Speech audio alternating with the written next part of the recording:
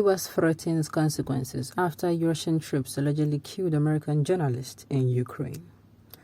Welcome to the news and thank you for tuning in to listen. The journalist being treated at the hospital said he and a colleague were shot after they were stopped at a checkpoint just after a bridge in Irpin. An American journalist was killed in Ukraine when he and a colleague came under fire near the capital, Kyiv, regional police and a government official have said. Russian troops opened fire on the car of Brent Renaud, another journalist in Irpin, about 10 kilometers 6 miles northwest of the capital. The Kyiv police force said in a statement on Sunday. It said the injured journalist was taken to a hospital in Kyiv.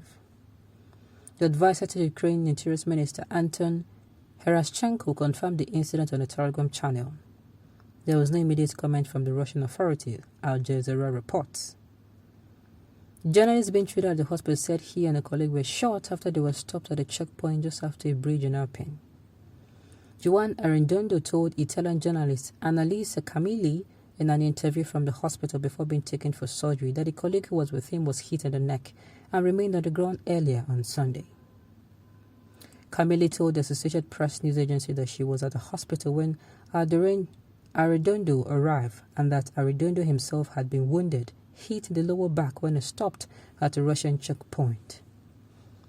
He told Camilli that he and Renaud were filming refugees fleeing the area when they were shot at while in a car approaching a checkpoint. The driver turned around but the firing at them continued, Arredondo added. Arredondo said an ambulance took him to the hospital and Renaud was left behind. The New York Times responded to reports that Renaud was a reporter for the paper, said he had previously worked for it but had not been on assignment for the Times in Ukraine. We are deeply saddened to hear on Brent Renaud's death, a spokesperson for the paper said on Twitter, naming the journalist thought to have been killed. Brent was a talented filmmaker who had contributed to the New York Times over the years. Earlier reports that he worked for Times circulated because he was wearing the Tempest badge that has been issued for an assignment many years ago. Asked about the reports, White House National Security Advisor Jake Sullivan told CBS News that the United States government will be consulting with Ukrainians to determine how this happened and would then execute appropriate consequences. This is part and parcel of what has been a brazen aggression on the part of the Russians, where they have targeted civilians, they have targeted hospitals, they have targeted places of worship, and they have targeted journalists, Sullivan said. Putin, let him be used. There is God, though. There is God. There is God. Putin, know they hear English. This is not the time for English. I'm telling you, this man, it's not a laughing matter. I'm not even coming out to say who is wrong. I've always, from the beginning when this war started, I'm saying, okay, fine. Let's even take it that, yes, okay, Putin has been offended. But him coming out and he's saying he's not targeting civilians and you are shooting at civilians who are fleeing, then shooting at journalists who are recording. Putin, you went too low, I beg. I've said it before. Our own Nigerians here, we see how our lawmakers, they do their thing. Some of them, they won't mind if they're on national TV, they'll throw their blows. You know, man to man, let's bring it on.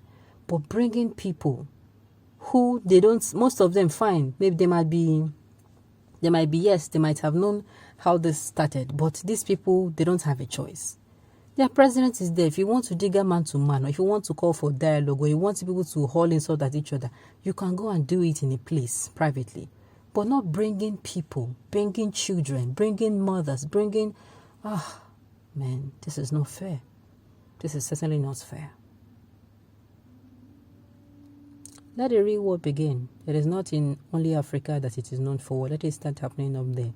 I shall send you relief materials and military support. It's not funny. It's not funny. This is why I like Nigerian journalists. They know they stress themselves. They will gather international news from foreign media channels and report it to Nigerians. You will never see them at the scenes. Now what for you? Now what for you? That is the collateral damage that is bound to happen in war. It's not funny. War is bad. Avoid war. Embrace dialogue. All saying Americans can dare Russia. Russia can dare America. Remember that no man has immunity to that. Embrace peace, shun war and violence. Exactly my point, ma. Exactly my point. Now, I'm not going to come and say this one is wrong and this one is right. People are dying. How can you come out and say you are right when people are dying? That is what I'm even saying. There is no right to it. You are saying you are right and people are dying, and you are purposely killing these people. You are shooting at these people, shooting at their houses, shooting at their hospitals, shooting at their except you want to come out and tell me that this one's now we are hearing is not. It's not, or maybe these people went and provoked the soldiers. Come on now. In war, you even fight soldiers like you. Yes, you fight soldiers like you. Now wow. Despite how US tried not to be dragged into this, eventually they will have to face prison consequences. World War will start with that. It's not funny for those who are laughing over this issue. I have not seen or witnessed war before, but sincerely, only the one I've heard is enough to send chills to down my spine. If you had read history before of war, you would be very concerned.